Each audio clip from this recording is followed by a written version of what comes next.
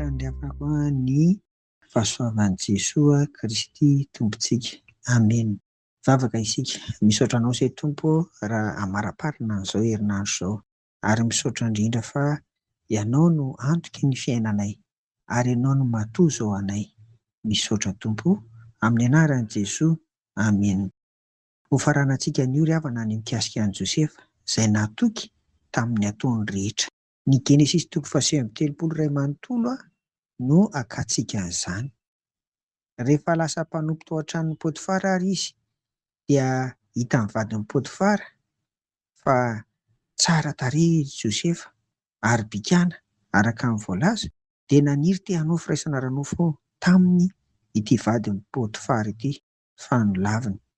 Ary efa imbetsaka araka ny voalaza eto ihany koa nefa nanao izany izy. Fa tamin'ity faran'ity kosa dia izao, nitsoaka i Josefa kanefa dia voatanan'ity vehivavy ity ny akanjony ivelany, dia iny no nataony porofo ka ny ampangamy fa naniry handry taminy i Josefa fa niantsoantso izy dia lasa nandositra ka tavela teo ny akanjony. Vokany tany an-tranomaizina ny avaran'ny fiainan'i Josefa. Ry havana, ireto telo reto anefa no azo ambara fa lehilahy tena matoky io Josefa voalohany.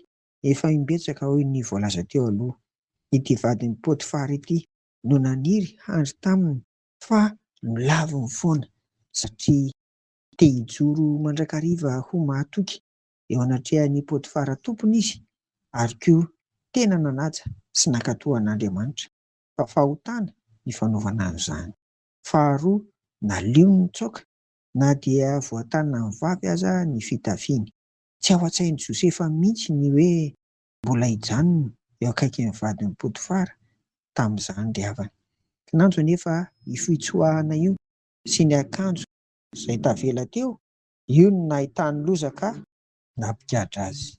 Ry havana, mety ahitana ny mangidy ny fananana toetra mahatoky tahaka an'i Josefa ka nampikatra azy. Izany anefa no nampiasain'Andriamanitra ka nanandratany azy ho tonga praiminisitra tany Egipta. Ry havana, tantara efa hitantsika afaka omaly sy omaly izany voalaza izany. Koa ho anao ary, ho antsika rehetra, mahay reza mijoro, mahatoky amin'ny atao rehetra, na inona ny fiafaran'izany, fa hain'ny Tompo ny mamonjy ny olony. Amen.